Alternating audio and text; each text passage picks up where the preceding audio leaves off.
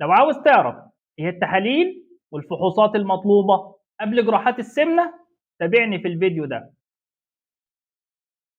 هات ورقة وقلم واكتبهم ورايا عشان لو فكرت تعمل عملية تجهزهم وتاخدهم معاك وانت رايح للدكتور عشان ما تطولش على نفسك في الوقت. ايه هي التحاليل المطلوبة؟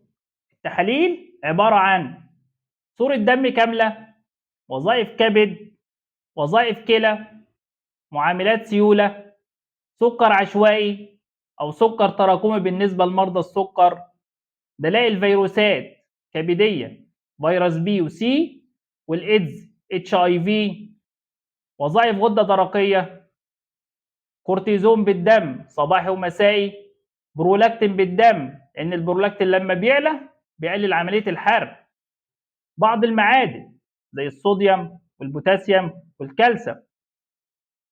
ايه هي الفحوصات المطلوبة؟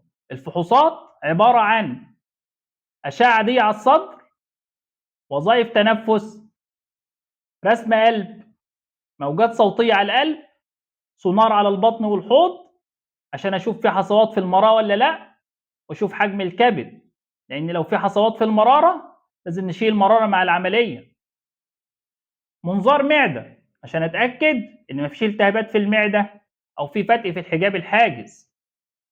لو عاوز تعرف إيه هي التعليمات ليلة عمليات جراحات السمنة، تابعني في الفيديو اللي جاي. استنوني.